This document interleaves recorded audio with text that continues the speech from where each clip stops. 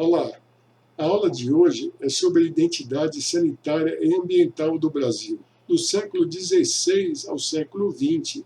Vamos destacar os aspectos e impactos ambientais que repercutiram na saúde pública e a resposta da sociedade, que veio por meio da educação sanitária e ambiental. Boa aula! O saneamento no Brasil, principais aspectos econômicos, sociais, políticos e culturais presentes na trajetória histórica do saneamento. Desde seu descobrimento em 1500, a identidade sanitária do Brasil colônia nos séculos XVI, XVII e XVIII foi caracterizada pela instabilidade, precariedade e provisoriedade do modo de vida da população.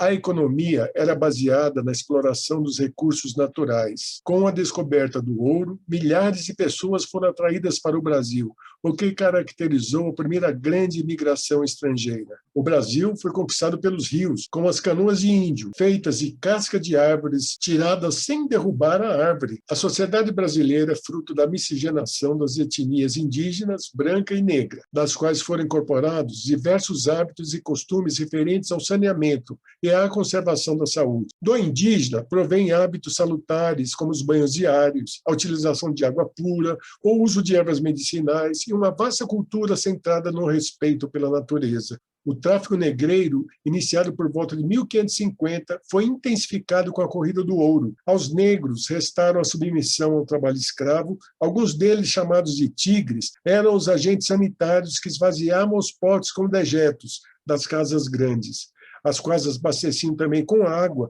para o uso diário. Dormiam em senzalas insalubres e promíscuas. O europeu branco colonizador acreditava que o hábito de tomar banho minava sua resistência contra as doenças. Nunca lavavam nem mesmo os pés e as roupas. Toda essa falta de higiene originou surtos epidêmicos de varíola e outras doenças terríveis. Os engenhos de moagem de cana-de-açúcar, pela necessidade de água, fez surgir os primeiros aquedutos rurais. E as plantações de café exigiam a instalação de canalizações de água para a lavagem dos grãos. Após os ciclos da cana e do ouro, surgiu o café no cenário econômico brasileiro, que sustentou a vinda de imigrantes portugueses, alemães e suíços. Início de fornecimento de água para a população por chafarizes, poços e cisternas, a partir do século XVIII. Os primeiros sistemas urbanos de abastecimento de água no Brasil surgiram no Rio de Janeiro, por volta de 1700. Em Ouro Preto e em São Paulo. Sistemas de drenagem em aterro surgiram no Rio de Janeiro no final do século XVIII. O rio era tão insalubre que a elite no verão se mudava para a região serrana. Uma lei obrigava o uso da expressão água vai, antes do lançamento de dejetos pelas janelas, para avisar os transeuntes. Essa foi a primeira legislação brasileira sobre saneamento. A urbanização aumentou com a abolição da escravidão. Cerca de 100 mil escravos e epidemias de febre amarela, cólera, peste bubônica e varíola assolavam o Rio de Janeiro. Recife, Fortaleza, onde na época, em apenas um dia, 1.000 pessoas morreram no auge do pânico, algumas eram sepultadas ainda vivas. Em meados do século XIX, com o crescimento das cidades, a insalubridade aumentou com as epidemias, o que obrigou a intervenção do Estado nas políticas sanitárias. Tudo isso no contexto histórico marcado pela transição do sistema escravagista para o capitalista e do regime monárquico para o republicano, que acelerou o desenvolvimento das políticas públicas, criação da primeira organização sanitária no Brasil e a Diretoria da Saúde Pública, por Dom João VI. Os médicos da corte recomendavam tiros de canhão para movimentar o ar corrompido, mesmo com John Snow tendo comprovado a transmissão da cólera. Os estudiosos no Brasil ainda não aceitavam. O engenheiro Saturnino de Brito desenvolveu o tratamento físico-químico das águas e o sistema separador absoluto de esgotos em várias cidades do país, principalmente em Santos.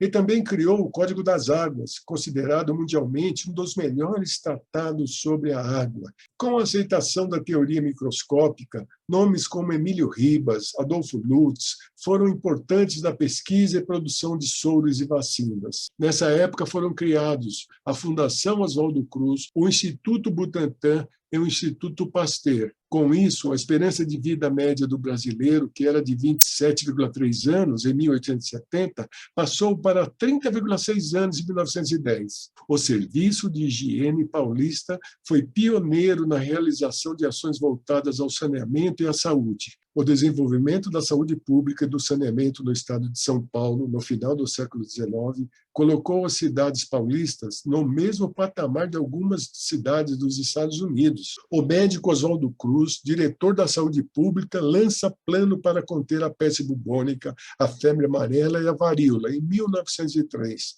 Ratos e mosquitos eram os alvos. A vacinação em massa e o controle de vetores, revolta da vacina, direitos individuais versus soluções coletivas. Epidemias rurais, ancilostomias, malária e a doença de Chagas.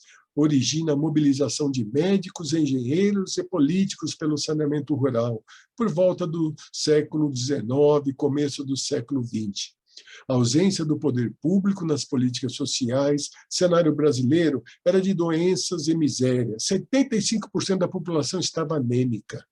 O governo federal desenvolve a saúde pública e cria normas de higiene e educação sanitária. Criação do Departamento Nacional de Saúde Pública, que unificou as políticas públicas de saúde e o saneamento, com ações coletivas profiláticas e de educação sanitária. A gripe espanhola atinge o Rio de Janeiro. O estado de São Paulo já possuía 25 cidades com redes de água. A partir da década de 1950, ampliou-se a dicotomia entre saúde e saneamento. Na década de 70, o governo federal reorganiza o setor de saneamento por meio da implementação do Plano Nacional de Saneamento, Planasa. O Planasa cria as companhias estaduais de saneamento básico, resultando as 26 companhias regionais, entre elas a Sabesp.